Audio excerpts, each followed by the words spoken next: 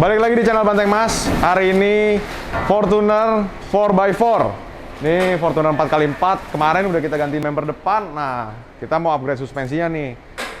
Setelah ditimbang-timbang, akhirnya customernya pakai Provender Monotube Remote Reservoir. Nanti kita lihat hasilnya kayak gimana, sama perbedaan barangnya sama yang standar kayak gimana. Stay tune terus.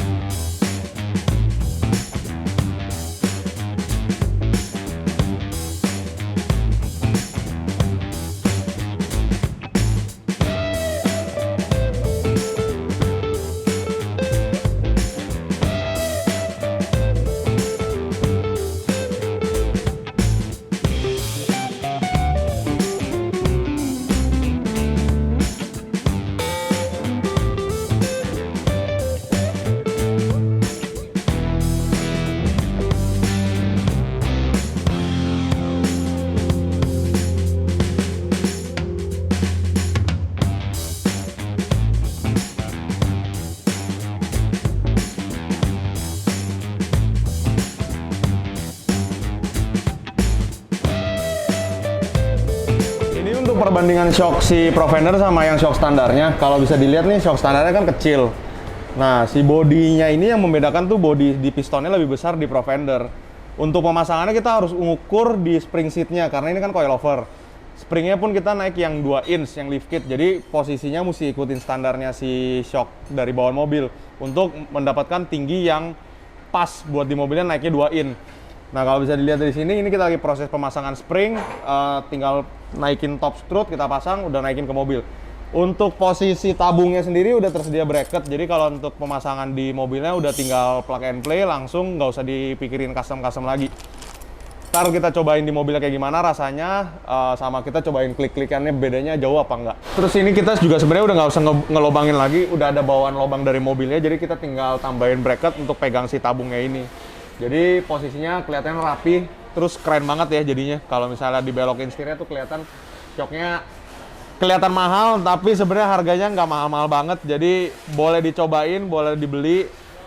Ntar kita cobain hasilnya. Untuk di bagian belakangnya, ini kita sebutnya untuk tipe piggyback. Jadi ini berbeda sama yang depan. Cuman sebenarnya sistemnya sama, tetap ada remote reservoir-nya. Cuman dia lebih dekat dan pemasangannya jauh lebih mudah dibandingkan yang reservoir biasa. Nah, ini tipe yang 2.0, jadi 2.0 itu body shocknya, ukuran body shocknya. Pemasangannya juga lebih gampang, sama setelannya juga lebih gampang untuk diputer-puter ya.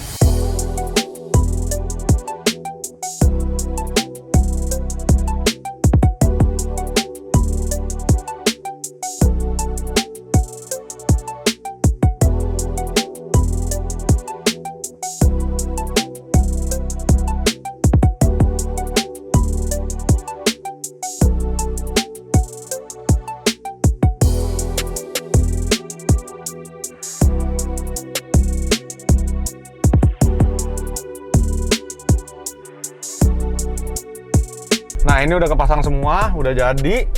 Ini kita lagi ngetes di settingan nomor 1. Jadi semua 4 shock ini kita di setel nomor 1.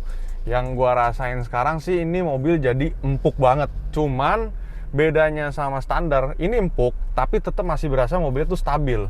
Jadi dia limbungnya masih, jadi berasa kayak dampingnya tuh lebih padat ya. Ini settingan nomor 1. Kalau kita kena polis tidur gini, dia enak nih. Dia punya compression sama reboundnya enak tuh. Enak banget. Tapi downside-nya limbung, cuman nggak selimbung standar. Masih oke. Nah, nanti kita turun ke bawah lagi, kita cobain settingan, kita naik ke nomor 4.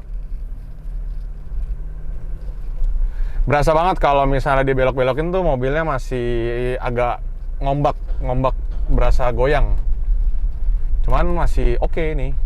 Cara nyetelnya cuman ngolong, diputer dialnya doang, itu kita udah bisa ngerubah setting-settingan dari si shocknya itu. Dia ngatur untuk di damping force-nya, untuk di keras empuknya. Oke, kita coba lagi nih nomor 4. Oke, ini nomor 8. Sebenarnya kalau mau ngetes kita mesti ke jalan raya, cuman ini karena ngejar waktu, kita tes seadanya dulu. Nah, kalau keras itu dia punya rebound-nya itu lebih sedikit dibandingkan kalau empuk. Jadi kalau misalnya kena posisi dulu tuh baliknya tuh sekali doang.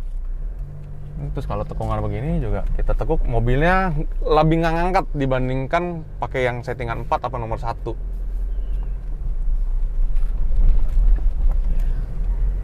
Nah kalau mau setting keras gini sebenarnya mesti cobanya ntar berasanya kalau kita masuk tol ya.